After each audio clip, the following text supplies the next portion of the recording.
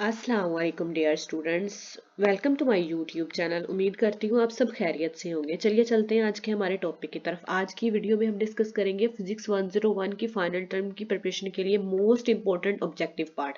तो ये आपके लिए फाइनल टर्म में बहुत रिपीटेड एमसीक्यूज हैं, तो आप प्लीज़ ये वीडियो गौर से देखिएगा और इनमें जो एमसीक्यूज में कह रही हूँ मोस्ट इंपोर्टेंट है वो बेशक आप अपनी कॉपी पे उतार भी लीजिएगा या फिर एसएस ले लीजिएगा। चलिए चलते हैं आज की हमारी वीडियो की तरफ। पहला क्वेश्चन है, question number 1, following are the way by which light can interact with matter. मतलब ऐसा कौन सा वे है जिसमें लाइट इंटरेक्ट करती है ऑफ मैटर के साथ, एक्सेप्ट उन्होंने क्या है इसके सवाए। मतलब इनमें से कौन सा ऐसा ऑप्शन है जिसमें लाइट इंटरेक्ट नहीं कर सकती। ट्रांसमिशन में भी लाइट इंटरेक्ट करती है, ऑब्जॉर्प्शन में भी।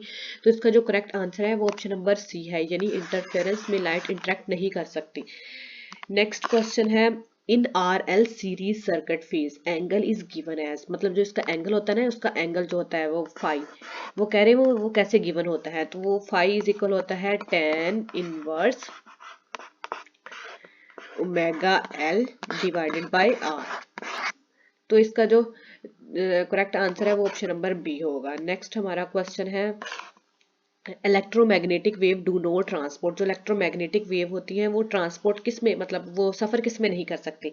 वो चार्जेस में भी वो एनर्जी में भी कर सकती है, मोमेंटम में भी कर सकती है। तो इसका जो करेक्ट आंसर है वो चार्जेस है। नेक्स्ट हमारा क्वेश्चन है, what is the dimension of universal gravitational constant. तो आप लोग ये लाजमी याद रखिएगा, जो ग्रेविटेशनल कांस्टेंट है ना, इसकी dimension m-1 l cube and t minus के, यानी ऑप्शन नंबर सी। नेक्स्ट हमारा क्वेश्चन है, which of the following is expression of Lorentz's force. जो लॉरेंटेज फोर्स है ना वो हमारे पास होती है F, Q इसमें कॉमन होता है E plus B cross B. तो ये ऐसे होता है। तो अगर हम इसको सोल्व करें तो ये कैसे, अगर यहाँ पे क्रॉस बी भी ऐड कर दिया जाए तो ये कैसे होगा। तो फिर ये हो जाएगा q E plus q v cross B. तो इसका करेक्ट आंसर जो होगा वो होगा ऑप्शन नंबर सी। नेक्स्ट हमारा क्वेश्चन है, what kind of plus is produced by human heating a nil. तो इसका जो करेक्ट आंसर है वो होगा रिवर्स प्लेन। रिवर्स प्लेन में वो प्रोड्यूस होता है। Which of the following is equivalent in 1 volt. तो इसका जो करेक्ट आंसर होगा वो होगा 1 जाउल पर कॉलम। तो आप लोग ये लाजमी याद रखिएगा, अक्सर लोग इसको वो जाउल पर एम्पियर काउंट करते हैं। तो नेक्स्ट हमारा क्वेश्चन है, the wave used by artificial satellite for communication. मतलब जो आर्टिफिशियल सैटेलाइट होती हैं उनमें वेव को कम्युनिकेशन के लिए, कौन सी वेव को कम्युनिकेशन के लिए यूज किया जाता है। तो वो होती है माइक्रोवेव्स, यानी ऑप्शन नंबर ए। नेक्स्ट हमारा क्वेश्चन है, the SI unit of electric flux. जो SI unit of electric flux का बताना है तो वो है newton metre square and per coulomb, यानी ऑप्शन नंबर बी। नेक्स्ट हमारा क्वेश्चन है, the two parallel straight wires carrying direction will. मतलब जो हमारी स्ट्रेट वायर होती हैं उनमें कौन सी डायरेक्शन, वो अगर वो सेम डायरेक्शन में हो तो वो क्या करती हैं, वो अपने एक दूसरे को अट्रैक्ट करती हैं, attract to each other. Next हमारा क्वेश्चन है, a set down transfer is use. जो सेट डाउन होता है, सेट डाउन वो डिक्रीज, जो वोल्टेज होती है उसको सेट डाउन करने के लिए यूज किया जाता है, और जो स्टेप अप होता है वो हमारी वोल्टेज को इंक्रीज करने के लिए यूज होता है। तो इसका जो करेक्ट आंसर होगा वो होगा ऑप्शन नंबर सी। नेक्स्ट हमारा क्वेश्चन है, S type earthquake waves was resemble to. जो हमारी अर्थक्वेक एस टाइप वेव्स होती हैं वो किससे रिजेंबल करती हैं, किससे मिलती जुलती होती हैं। तो वो होती हैं ट्रांसवर्स प्रोपोगेशनल वेव्स, यानी ऑप्शन नंबर ए। नेक्स्ट हमारा क्वेश्चन है, electric field due to infinite sheet of charges. मतलब वो कह रहे हैं हमने इलेक्ट्रिक फील्ड बताना है जो इनफिनाइट शीट ऑफ चार्जेस हो, लामहदूद शीट ऑफ चार्जेस हो। तो वो किस पे वो क्या इनफिनाइट होता है, जीरो होता है, वेरस लीनियरली विद डिस्टेंस होता है, या फिर इंडिपेंडेंट ऑफ द डिस्टेंस होता है। तो इसका जो करेक्ट आंसर होगा वो होगा डी, यानी ये डिस्टेंस पे डिपेंड नहीं करती क्योंकि वो इनफिनाइट शीट ऑफ चार्जेस होती है। नेक्स्ट हमारा क्वेश्चन है, in an electric field E if a charge Q is present the force acting on it. तो हमें पता है जब भी एक चार्ज इस पे एक फोर्स एक्ट करती है तो वो किसके इक्वल होती है, यानी एफ इज इक्वल है क्यू ई। एक चार्ज इस पे अमल करती है और उसकी एनर्जी के इक्वल होती है, उसके दोनों के प्रोडक्ट के, यानी इसका जो करेक्ट आंसर होगा वो होगा ऑप्शन नंबर बी। नेक्स्ट हमारा क्वेश्चन है power of an electric generator of voltage V and during current I through an appliance, मतलब हमने पावर का बताना है। सो पावर इज इक्वल होती है IV, क्योंकि उन्होंने कहा ड्यूरिंग करंट एंड वोल्टेज, तो इसका जो करेक्ट आंसर होगा वो होगा ऑप्शन नंबर डी। नेक्स्ट हमारा क्वेश्चन है work done on a charge particle moving in a uniform magnetic field. वो कह रहे हैं जब वर्क डन वो चार्ज पार्टिकल हो और moving in a uniform magnetic field हो तो वो किसके इक्वल होती है, तो वो 0 के इक्वल होती है, यानी ऑप्शन नंबर डी। नेक्स्ट हमारा क्वेश्चन है इन पाकिस्तान इलेक्ट्रिसिटी स्टैंडर्ड, पाकिस्तान में इलेक्ट्रिसिटी स्टैंडर्ड किस में करती है, तो वो होती है 230 वोल्ट एंड 50 हर्ट्ज। नेक्स्ट हमारा क्वेश्चन है the Lenz's law refer to, जो लेंजेज लॉ होता है वो किसको रेफर करता है, तो वो रेफर करता है इंड्यूस्ड करंट को। नेक्स्ट क्वेश्चन है in case of metallic conductor the charge carries are, मतलब मेटेलिक कंडक्टर में चार्ज किस फॉर्म में कैरी करते हैं, तो वो कैरी करते हैं in electron form, not a neutron और बोथ इलेक्ट्रॉन, ये इलेक्ट्रॉन फॉर्म में कैरी करते हैं। नेक्स्ट हमारा क्वेश्चन है कैपेसिटिव रिएक्टेंस XC इज, तो इसका जो फार्मूला है XC इज इक्वल होता है 1 डिवाइडेड बाय 2 पाई FC, यानी इसका option number A correct answer है। नेक्स्ट हमारा क्वेश्चन है Lenz's law in accordance with law of conservation, जो लेंजेस लॉ होता है वो किसके कंजर्वेशन के इक्वल होता है, तो वो होता है energy, law of conservation of energy, तो इसका करेक्ट आंसर होगा ऑप्शन नंबर ए। नेक्स्ट हमारा क्वेश्चन है electric field inside a conductor is, मतलब जो इलेक्ट्रिक फील्ड होती है वो एक कंडक्टर के अंदर किसके इक्वल होती है, तो वो इक्वल होती है 0 के। नेक्स्ट हमारा क्वेश्चन है the graphical representation of Ohm's law, मतलब अगर ओहम्स लॉ की हम ग्राफिकल रिप्रेजेंटेशन को शो करें तो वो एक स्ट्रेट लाइन होती है, यानी ऑप्शन नंबर सी। नेक्स्ट हमारा क्वेश्चन है according to Faraday's law the EMF induced in a coil with n turns and magnetic flux phi is, phi हमारे पास वो किसके इक्वल होता है, तो वो हमारे पास इक्वल होता है फाई इज इक्वल होता है -n delta phi divided by delta t, यानी ऑप्शन नंबर ए। नेक्स्ट हमारा क्वेश्चन है when a charge is projected perpendicular to a uniform magnetic field its path is, जब हमारी जो वो होती है चार्ज होता है वो परपेंडिकुलर होता है मैग्नेटिक फील्ड के, तो वो उनका पाथ कौन सा होता है, तो उनका पाथ सर्कुलर होता है, यानी option number C. Next question है what is the defining characteristic of an object in a uniform circular motion, circular motion में ऐसी कौन सी ऑब्जेक्ट की कैरेक्टरिस्टिक होती है जो डिफाइनिंग होती है, तो वो होती है कांस्टेंट स्पीड। आप लोग ये लाजमी माइंड में रखिएगा कि एक सर्कुलर पाथ में हर चीज हमेशा कांस्टेंट स्पीड होती है, बाकी चेंजिंग स्पीड नहीं हो सकती क्योंकि वो एक सर्कुलर पाथ है, तो इसका जो करेक्ट आंसर है वो ऑप्शन नंबर ए है। नेक्स्ट हमारा क्वेश्चन है the projectile path is known as, तो वो इसका करेक्ट आंसर है ट्रेजेक्टरी, यानी ऑप्शन नंबर सी।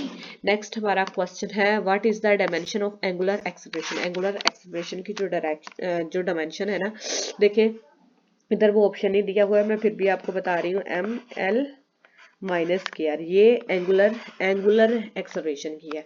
अगर हमारे पास सिंपल एक्सेलरेशन की पूछी जाए तब हमारे पास होती है LT इनवर्स, तो आप लोग ये लाजमी माइंड में रखिएगा, यहाँ पे वो ऑप्शन नहीं है, मुझे लगता है मिसिंग है, तो इसका करेक्ट आंसर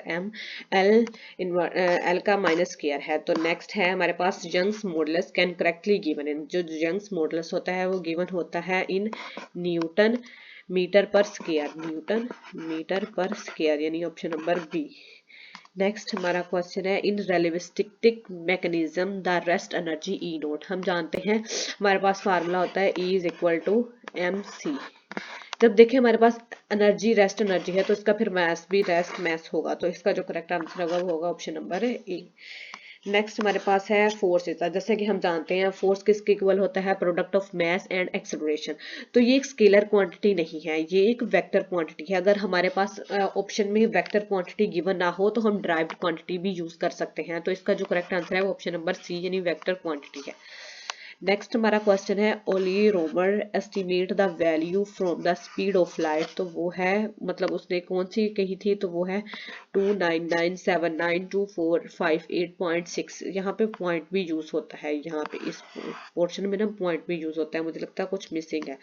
नेक्स्ट क्वेश्चन है हमारा what is the unit of magnification factor, जो हमारे पास मैग्निफिकेशन होती है ना तो उसका वो कह रहे हैं यूनिट, तो इसका ये कोई यूनिट नहीं रखती, इसका यूनिट कैंसिल आउट हो जाता है, तो ये हैज नो यूनिट, इसका correct answer option number C होगा। नेक्स्ट हमारा क्वेश्चन है interference of light is evidence, जो हमारी इंटरफेरेंस ऑफ लाइट होती है ना, वो किसका सबूत होती है? वो होती है कि light is a wave phenomena not a sound, none of this. तो इसका जो करेक्ट आंसर होगा वो होगा ऑप्शन नंबर ए।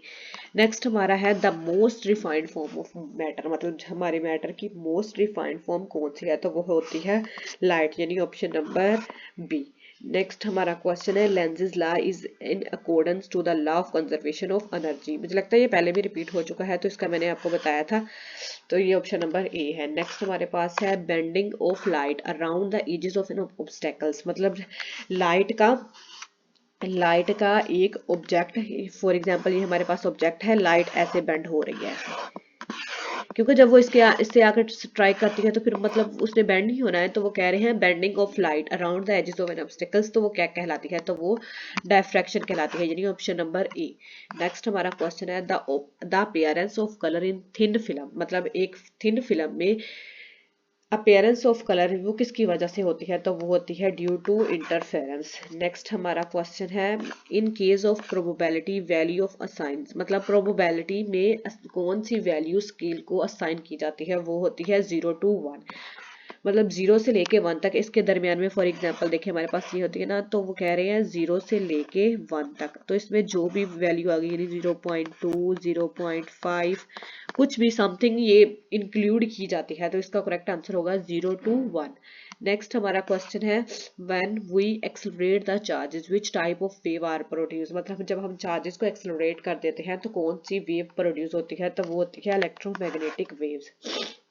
नेक्स्ट हमारा क्वेश्चन है hotness and coldness in an object, मतलब किसी भी जिस्म की गर्माइश और उसकी जो गर्माइश और इसकी ठंडक को महसूस करने के लिए इसको किससे रिप्रेजेंट किया जाता है? तो वो रिप्रेजेंट किया जाता है टेम्परेचर के साथ। नेक्स्ट हमारा क्वेश्चन है electric energy is measured in, जो इलेक्ट्रिक एनर्जी होती है वो मेजर की जाती है इन वोट या फिर किलोवाट, मतलब किलो ये तो आपको पता ही है, फिर 10 की पावर -3 होगा, तो या फिर वोट, बस इसका यही आंसर है। नेक्स्ट क्वेश्चन है the product of resistance and capacitance is called, जैसे कि वो कह रहे हैं रेजिस्टेंस एंड कैपेसिटेंस।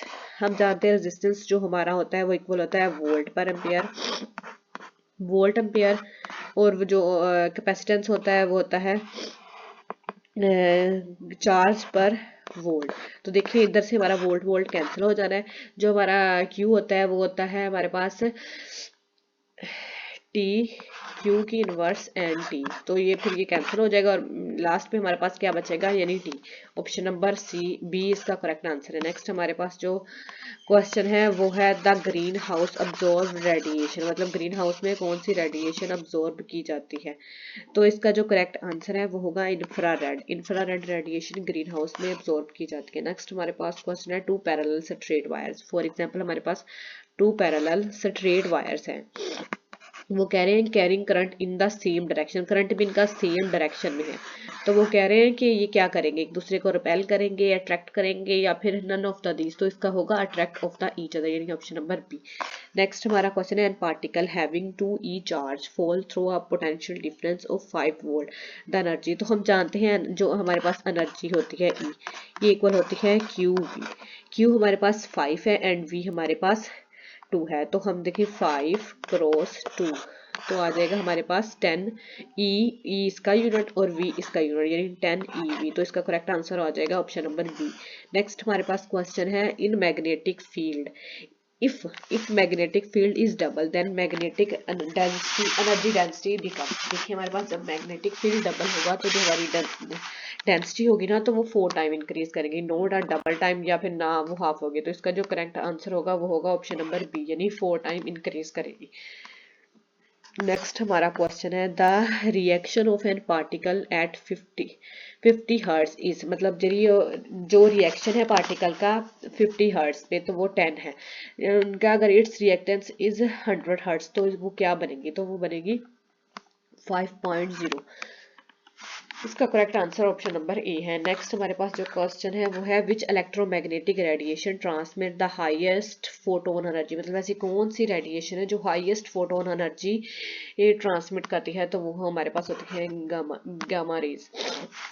नेक्स्ट हमारा क्वेश्चन है द क्वांटिटी डेल्टा वी, वो हमें ना ऐसे भी दे सकते हैं, ये देखिए इधर मैंने तो इस तरह लिख दिया है ना, अगर वो हमें लिख के दे दे डेल्टा तो आप लोग समझ जाइएगा डेल्टा किसे कह रहे हैं, डेल्टा वी और डिवाइडेड बाय डेल्टा आर। तो हमें पता होना चाहिए ये हमारा पोटेंशियल गार्डियन होता है, इसका फार्मूला हमने पढ़ा हुआ है, तो ये इसका correct answer option number A है। नेक्स्ट हमारा क्वेश्चन है an AC circuit in which current and voltage are in phase, जिसमें ऐसा सर्किट इसी सर्किट जिसमें करंट और voltage are in phase, then power हमारे पास किसके इक्वल होगी, वो हमारे पास 1 के इक्वल होगी। नेक्स्ट हमारा क्वेश्चन है the focal length of a convex lens is, focal length of convex lens is positive, यानी ऑप्शन नंबर बी। नेक्स्ट हमारा क्वेश्चन है Kirchhoff second rule in the magnetic of the law of conservation, second जो Kirchhoff का rule है वो conservation of energy पे करता है, जो फर्स्ट है वो मैस पे करता है, तो आप लोग ये लाजमी माइंड में रखिएगा। नेक्स्ट क्वेश्चन है which of the following have the greatest wavelength, मतलब ऐसी कौन सी है जिसमें जो ग्रेटेस्ट वेवलेंथ अकर करती है, तो वो हमारे पास होती है रेडियो वेव।